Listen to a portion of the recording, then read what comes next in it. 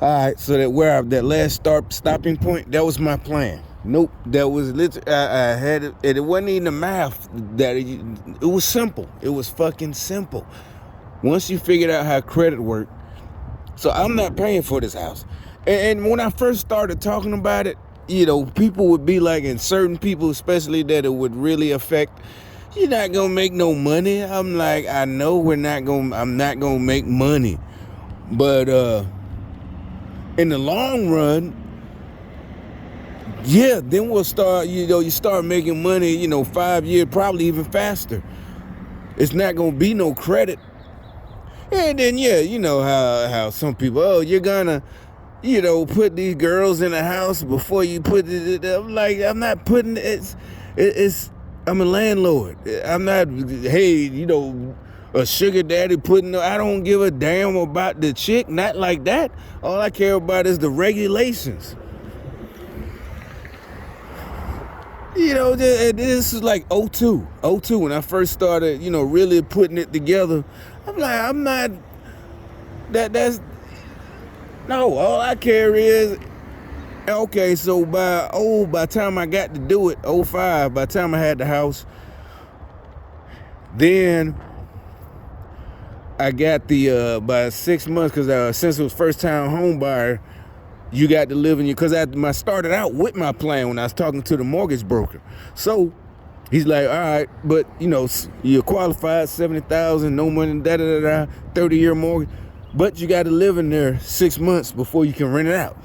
I don't give a damn. I was happy because my dream is, all the trouble I had been through, not trouble, real trouble. I'm just saying, all the shit that went down, everybody getting mad at me, the gas, And like I said, I ain't tell nobody.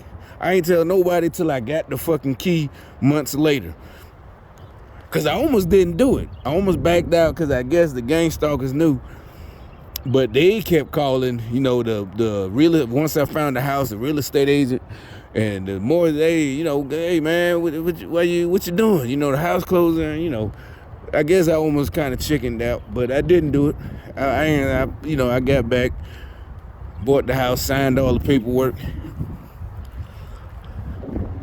But my point was, it's like, I don't give a fuck. I did. I moved in for 6 months, by myself. And nice old big house. And, by the time literally 6 months, shit, I went back down to the Section 8 and put my house up. All you had to do was put a little piece of paper with your address and number. One girl looked, she didn't get it. She didn't want to use her voucher. The next girl, yeah, she got it. She took it. But, so my whole point, what he just said, I keep getting off subject with where I stopped the video, because now he said, that's literally I was just going to keep buying. Oh yeah, all I would have had to do was keep financing. Keep out there, and I'm not paying for them. And like my first house, I think a 3 bedrooms what I had, it was $650. Section 8 was paying in 04, 05. This was 05, $650. My house note was $400 with 8%. My mortgage. House insurance, for the, burn down or whatever. Renter insurance, that's on her. That was $100. So I had $100 left. I wasn't trying to live off this shit, I like I said, back then I was working 12 hours, whatever. I didn't care. My check wasn't that big. My VA check was only like $700 or whatever. I didn't care. I'm finna be a fucking landlord and have multiple property and apartment buildings. So it is not I'm putting other people down, I'm trying to hurt people's feelings or other black folks. It's just stupid. Only black people do that to each other. Nasty ass, not all of us, just some of them, just nasty as fuck. It's like, ain't nobody doing this to put you down. And like I said, I had plans. So, and I wasn't trying to rule over my homeboys. It's like, no, we finna be legit now. Y'all can leave all that shit alone. And I told him that. I was like, shit, nigga, we finna da-da-da-da. So, wasn't even just leaving everybody. This was in '05, you know. It wasn't even, I think they was mad about that. I think it was, you know, the Boule Democrats was mad. Oh, you gonna these not these niggas who wasn't doing you know they low down, they done shit to people. You go give them a way out. It's like, yeah, them, you know, I grew up with these niggas since you know, we this high, whatever. Shit, yeah. No, I'm not finna help y'all college boule ass wanna be, you know, the not one of they are the boule, you know, all of them, Birmingham here, all these motherfuckers, the boule. They're the ones keeping black folks down.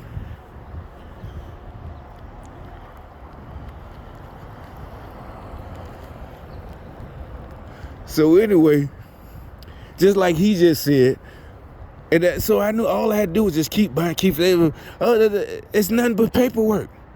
And I'd be doing it for myself. Eventually I would have been able to quit my job, you know. Yeah, it's like, it ain't that, how hard is it to maintain every month you getting checks from Section 8, how hard is that? Pay your mortgage.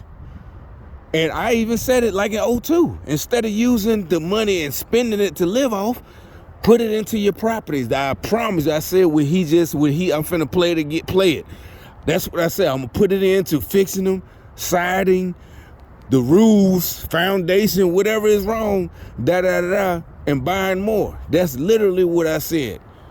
And then eventually some of them I'll be able to pay off faster. I'll be able to pay the first couple of houses off. In about 4 or 5 years, I got much money coming. That's what I'm saying. That was my plan. I mean, you're like, why you talking about me? Because now I don't even feel like doing it, I guess. I don't know, maybe.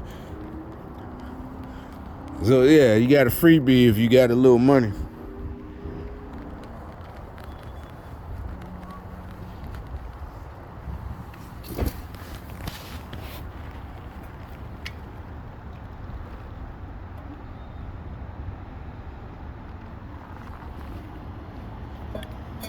And I refinance out as interest rates drop. So I'm in good shape now. Then I took them, then I said, it was already crashing again in 2011, but they kept printing money.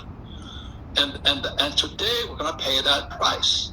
I use debt because debt is tax-free money. So what I did was I rehabbed my apartment, 13,000 of them. I just kept buying more with the cash flow. And I refinance out as interest rates drop. So I'm going to stop again.